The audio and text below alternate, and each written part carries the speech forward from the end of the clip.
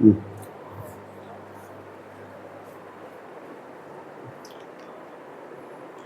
हिंद दोस्तों, हम सब समांतर श्रेणी पढ़ रही हैं। समांतर श्रेणी में विविध प्रश्नावली चल रही है। विविध प्रश्नावली में हम सब प्रश्न 1 से लेकर प्रश्न 27 तक सीख चुके हैं। इस वीडियो में हम आपको प्रश्न 28 से बताएंगे। तो चलते हैं, प्रश्न 28 को स्टार्ट करते हैं। प्रश्न 28 देखिए, आपको दिया क्या है।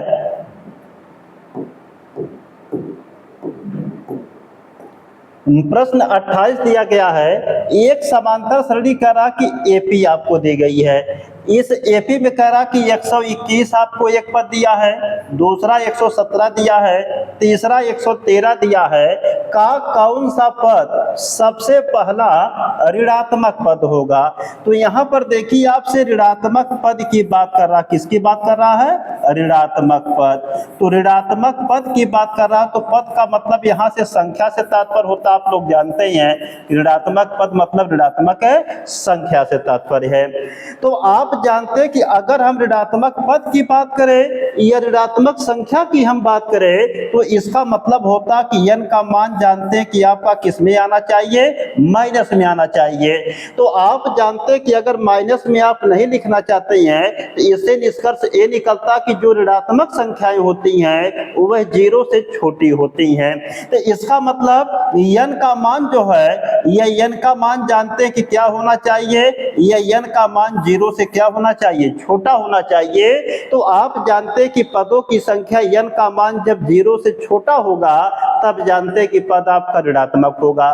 क्योंकि आप जानते हैं कि ऋणात्मक संख्याएं जो होती हैं ये 0 से छोटी होती हैं। तो जितनी भी ऋणात्मक संख्याएं होती है 0 से क्या होती हैं? छोटी होती हैं। तो इसका मतलब पदों की संख्या n का मान अगर ऋणात्मक ज्ञात करना है, तो हमको पदों की संख्या n का मान 0 से छोटा करना पड़ेगा, तब जाके निकल पाएगा। तो इसको समझेंगे। तो यहाँ पर सवाल में देखिए, बल्कि आपको संकेत दिया कि an इज लेस देन आपको 0 दिया है। मतलब an का मान 0 से छोटा होना चाहिए के लिए n ज्ञात कीजिए। तो यहाँ पर देखिए शर्त दे दी गई है कि an इज लेस देन 0, या पढ़ सकते हैं कि 0 इज ग्रेटर देन an। मतलब जो an का मान है यह 0 से क्या होना चाहिए? छोटा होना चाहिए।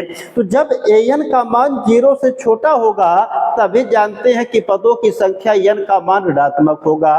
तो यह शर्त आपको दी गई, इस शर्त से आप लगा सकते हैं, बिल्कुल आसानी से आपका लग जाएगा। और यही संकेत देने की वजह से सवाल आपका बहुत आसान भी हो गया।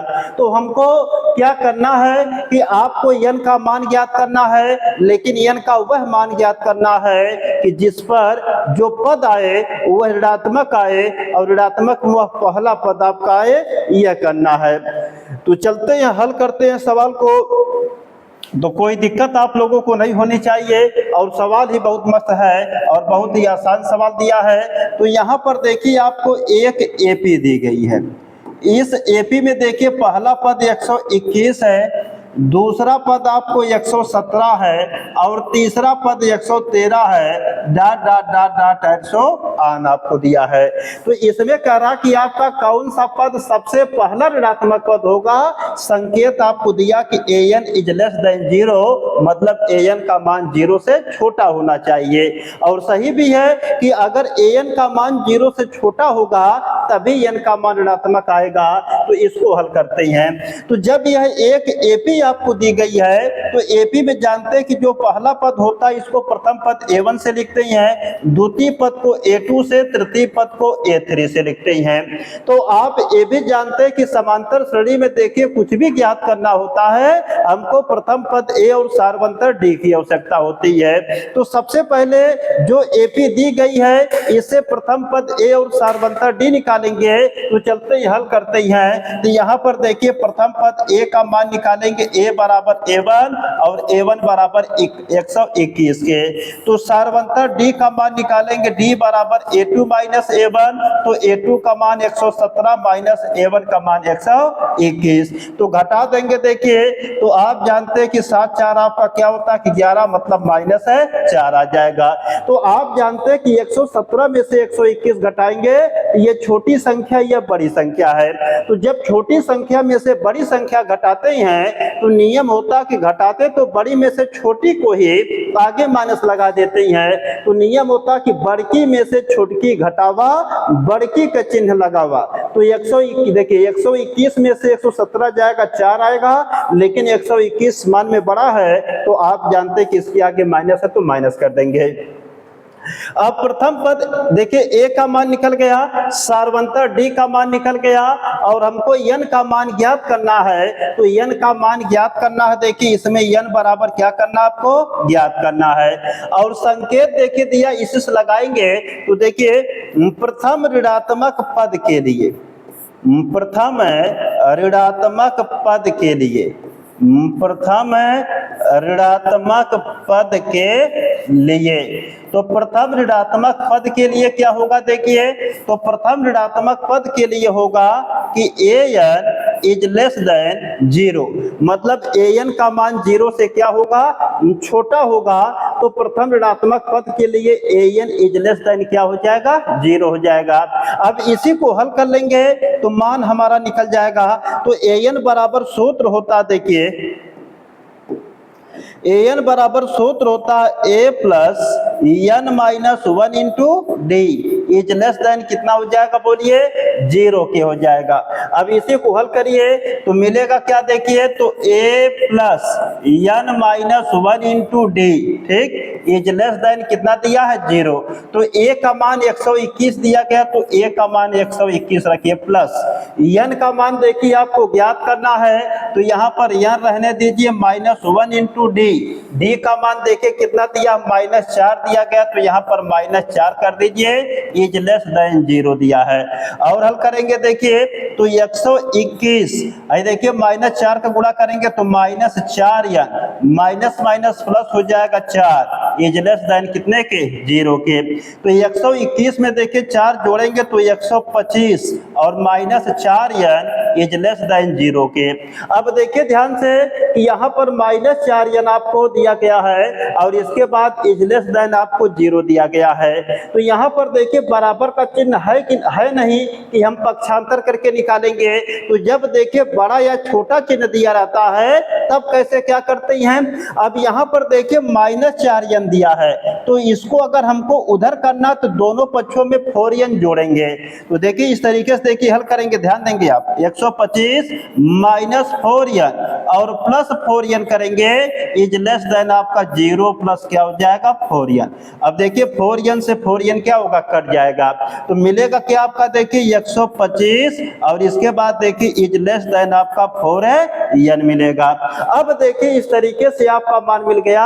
अब यह मान जो आपका मिला है, अब इसी को हल करेंगे, और जब इसको हल करना चाहेंगे तो या तो इसको हम या करके देखिए लिख सकते हैं कि 4n, इधर चिन्ह बनाइए, देखिए चिन्ह जिधर उधर बनाएंगे, इज देखिए ध्यान से इधर चिन्ह था इधर कर दिया, अब विल भी मतलब है कि आपका इज ग्रेटर देन 125 हो जाएगा। अब देखिए हम क्या करेंगे, 4 से देखिए दोनों ओर भाग करेंगे, तो जब 4 से दोनों ओर भाग करेंगे तो इधर देखिए आपका n बचेगा, इधर देखिए 4 से हम भाग करेंगे तो 125 बटे कितने के, 4 के। तो काटेंगे देखिए तो 4 3 12, 4 1 कम 4, 10 लग जाएगा आपका, देखिए 1 बचेगा 10, 4 2 ना 8, 2 बचेगा 4 5 20। तो देखिए मान क्या मिला यहाँ पर आपका मान मिल जाएगा कि n इज ग्रेटर देन 31.25। तो 31.25 से अगर देखिए हम निष्कर्ष निकालें तो क्या मिल सकता है, यहाँ पर देखिए ध्यान से, अगर यहां से देखिए निष्कर्ष निकाला जाए तो आप जानते हैं कि पदों की संख्या n का मान देखिए किस में होता बताइए, पूर्णांक में होता है। तो ये 31.25 आया, मतलब 31 से अधिक, इसको हम लिख सकते हैं n इज ग्रेटर देन 32 लिख सकते हैं। इसका मतलब यही जो 32 आपका आया है, तो मतलब आपका 32वां पद यही जो 32वां पद आपका देखिए होगा, यही पहला पद ऐसा होगा कि जो क्या होगा, ऋणात्मक होगा। तो 32वां पद आपका देखिए क्या हो जाएगा, आंसर हो जाएगा। तो इस तरीके से यह सवाल आपका कंप्लीट लग चुका। इसका स्क्रीनशॉट लेके आप नोट कर सकते हैं। इसको एक बार हम फिर से देखिए रिपीट करते हैं और समझाते हैं आपको बिल्कुल बेहतरीन तरीके से। तो देखिए फिर से एक बार, यहाँ पर एक एपी आपको दी गई है। एपी में देखिए आपका प्रथम पद A1, द्वितीय पद A2, तृतीय पद A3 हो जाएगा। तो इस एपी से प्रथम पद A का मान निकालेंगे, सर्वंतर D का मान निकालेंगे। N का मान आपसे निकालने के लिए कह रहा है। तो अब इसमें कह रहा कि प्रथम पद ऋणात्मक हो, तो प्रथम ऋणात्मक पद के लिए क्या होगा कि AN इज लेस देन 0 होगा। माने AN का मान जब 0 से छोटा होगा तभी जानते कि N का मान ऋणात्मक आएगा। तो N का सूत्र लगा देंगे कि A plus N minus 1 into D is less than क्या हो जाएगा, 0। और इसी में देखिए A और D की वैल्यू पुट कर देंगे, इसे और सिंप्लीफाई करेंगे तो N का मान आ जाएगा। तो यहाँ पर देखिए A plus N minus 1 into D is less than आपका 0 दिया गया है। तो A की वैल्यू 121 है, N की वैल्यू निकालना है 1 और इंटू D की वैल्यू -4 है, इज लेस देन आपका क्या हो जाएगा, 0 के। हल करेंगे 121 गुणा करेंगे -4N minus minus plus 4 is less than 0। इनको जोड़ेंगे तो 121 में 4 जोड़ेंगे तो 125 minus 4N is less than कितना होगा, 0। तो 125 माइनस 4N। अब देखिए ध्यान से कि इसी को आपको देखिए समझना इसमें। तो यहाँ पर देखिए 125 minus 4N is less than 0 है। अब इसको देखिए आप पक्षांतर नहीं कर सकते हैं, क्योंकि बराबर का चिन्ह देखिए होता तब जाके पक्षांतर किया जाता है। तो यहाँ पर बराबर का चिन्ह नहीं दिया गया कि आप पक्षांतर सीधे कर लेंगे कि N को उधर लेके जाएंगे। तो ऐसे सवाल में देखिए क्या करेंगे, तो ऐसे सवाल में हम क्या करते हैं कि इसको गायब करना है। तो गायब करने के लिए दोनों ओर क्या करेंगे, 4N हम जोड़ देंगे, पक्षांतर नहीं करेंगे। पक्षांतर करेंगे तो सवाल आपका गलत माना जाएगा, नियम गलत माना जाएगा। लेकिन देखिए दोनों तरीके से वही आएगा, लेकिन नियम गलत हो जाएगा, क्योंकि जो पक्षांतर का नियम होता है यह समीकरण में लगता है, बराबर चिन्ह पर लगता है, लेकिन यहाँ पर इज लेस देन का चिन्ह है। तो जब छोटा है का चिन्ह है तो इसमें हम पक्षांतर नहीं करते, पक्षांतर की क्रिया इसमें दूसरे तरीके से करते हैं। जैसे देखिए यहाँ पर -4N को हटाना है तो हम इसमें +4N क्या करेंगे, दोनों साइड जोड़ देंगे। जोड़ेंगे तो -4N से +4N कट जाएगा। देखिए 4N अब इधर चला गया, तो लेकिन इसको देखिए डायरेक्ट आप पक्षांतर नहीं करके इस तरीके से आप इसको करेंगे। अब यहाँ पर बचेगा 125 और यहाँ पर देखिए आपका इज लेस देन 4N। तो यह करके हम इसको लिख सकते हैं, 4N को इधर कर सकते हैं, इज लेस देन को इधर देखिए कर दिए तो 125 हो जाएगा। अब देखिए यहाँ पर हम डायरेक्ट 4 को देखिए इधर नहीं कर पाएंगे, तो इधर क्या करेंगे कि हम दोनों ओर 4 से देखिए भाग करेंगे। तो जब 4 से भाग करेंगे तो यहाँ देखिए 4 4 से कट जाएगा, इधर 125/4 हो जाएगा। अब भाग करेंगे 4 3 12 के। अब इसके बाद 4 1 4 दशमलव लगा देंगे, यहाँ पर 1 बचा आपका तो 10 हो जाएगा, 4 2 8 के, 2 बचेगा 4 5 20 के। तो N इज ग्रेटर देन 31.25 आएगा। तो यहाँ पर देखिए 31 से अधिक यह मान आ रहा है। ध्यान देंगे 31 से यह मान आपका क्या है कि 31 से यह मान आपका देखिए अधिक आ रहा। तो जब यह 31 से आपका मान अधिक आ रहा है तो इससे मतलब निकल रहा कि 32वां पद आपका ऋणात्मक होगा। तो N इज ग्रेटर देन हम मान लीजिए कर दिए 32, तो इससे ये निष्कर्ष निकला कि जो 32वां पद होगा, 32वां पद, यही 32वां पद क्या होगा, ऋणात्मक होगा। तो N बराबर आपका देखिए 32 आएगा। तो इसका मतलब पदों की संख्या N का मान पूछ रहा है। तो कह रहा कि पदों की संख्या N का वह मान निकालिए जिसका पहला पद ऋणात्मक होगा। तो पहला ऋणात्मक पद कौन सा होगा, 32वां पद होगा।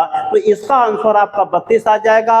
यह सवाल आपका कंप्लीटली हल हो चुका है। आप इसका स्क्रीनशॉट लेके नोट कर सकते हैं। अब इसके बाद हम चलते हैं नेक्स्ट क्वेश्चन है पर।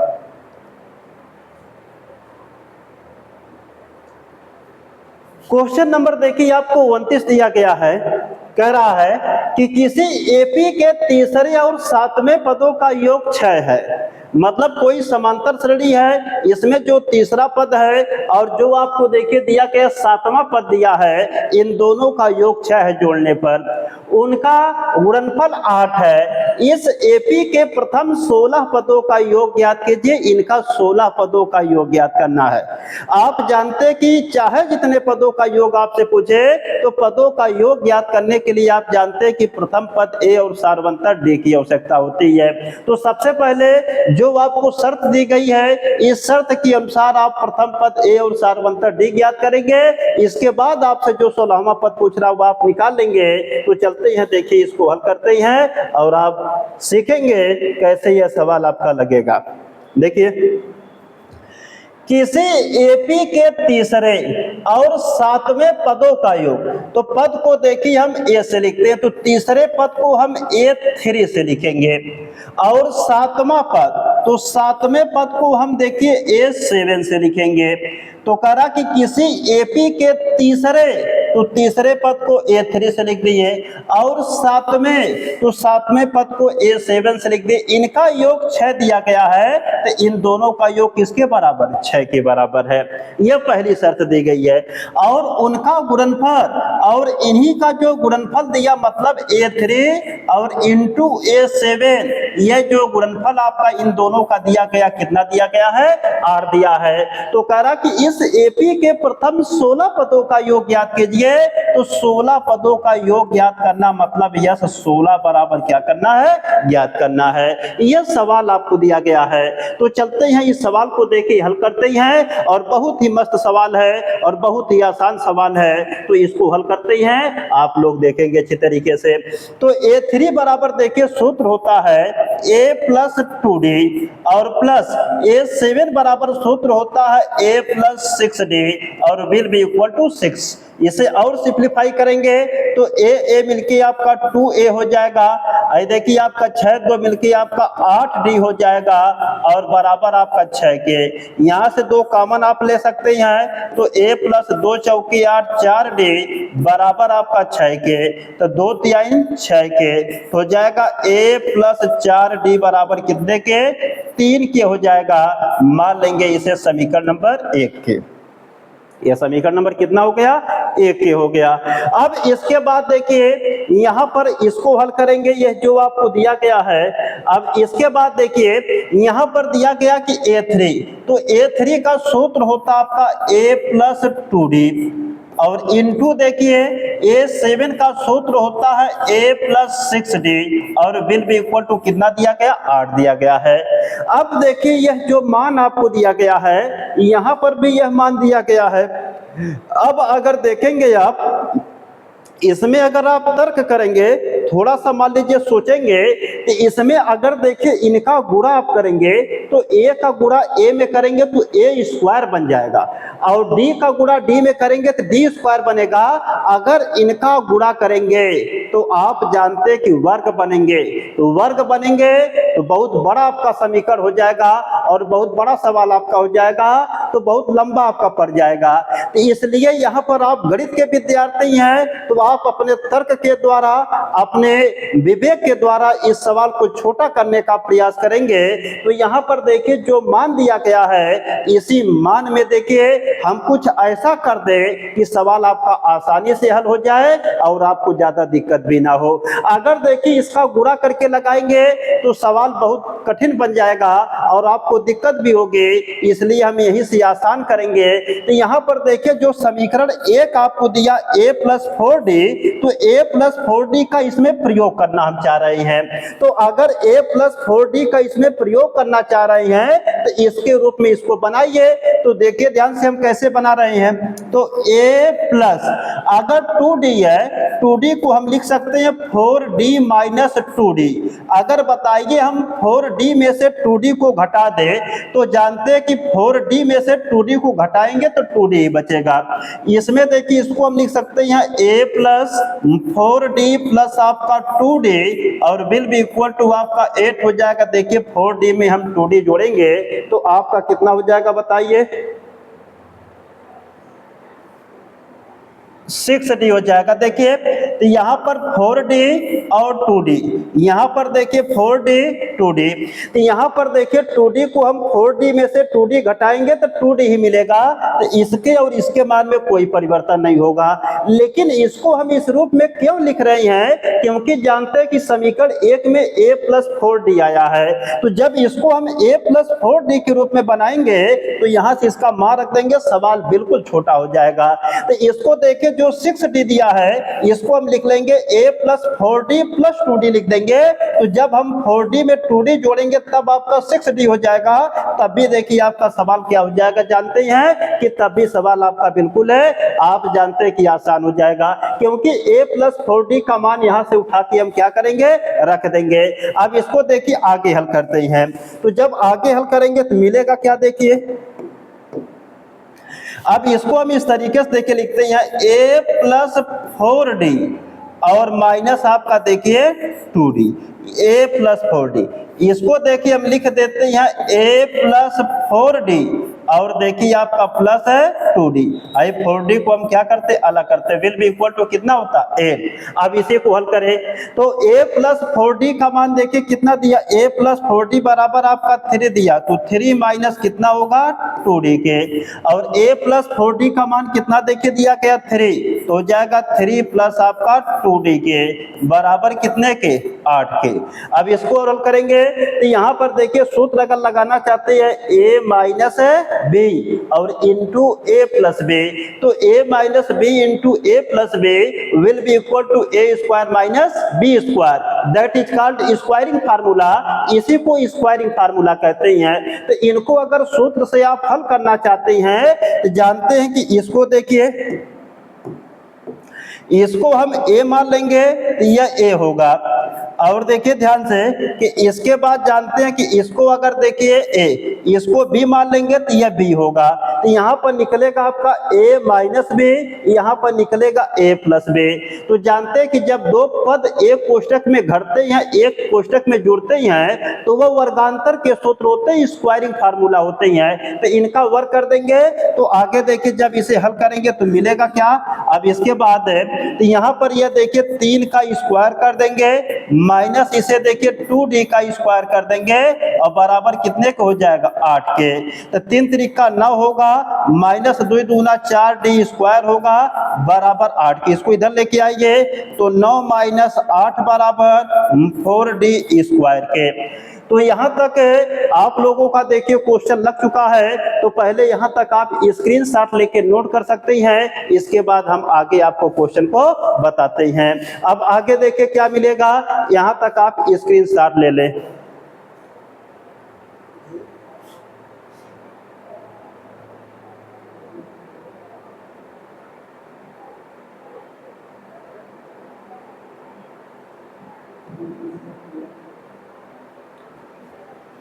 चलते हैं देखिए आगे। अब तो यहाँ से एक मिलेगा will be equal to 4D square, या करके इसे लिख सकते हैं 4D स्क्वायर इक्वल टू 1, तो D स्क्वायर इक्वल टू हो जाएगा 1/4।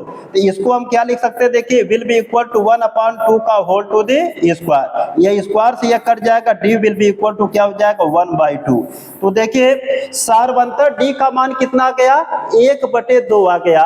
तो जब सारवंतर D का मान 1/2 आ गया तो अब इसके बाद हम क्या करेंगे, देखिए तो जैसे सारवंतर D का मान 1/2 आ गया तो इसका मान हम समीकरण नंबर 1 में रख देते हैं। तो यहाँ पर देखिए हल कर देते हैं, देखिए D बराबर 1/2 समीकरण 1 में रखने पर, समीकरण 1 में रखने पर, समीकरण 1 में रखने पर, समीकरण 1 में रखेंगे, समीकरण 1 है a plus 4D equal to 3 के, तो मान रखिए a प्लस 4 इंटू D का मान 1/2 इक्वल टू 3 के, 2 दूना 4 के, तो a प्लस 2 इक्वल टू 3 के, तो a इक्वल टू होगा 3 minus 2 will be equal to 1 के। तो a बराबर कितने के? a के। तो आता है देखिए आपका मान निकल गया a इक्वल टू 1 और देखिए d इक्वल टू कितना निकल गया 1/2 के। तो अब देखिए यहाँ पर प्रथम पद a और सारवंतर d का मान निकल गया।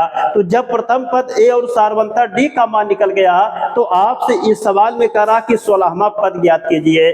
तो मतलब 16 पदों का योग पूछ रहा है, तो 16 पदों का योग देखिए हम निकाल देते हैं और बहुत ही आसानी से आपका निकल जाएगा।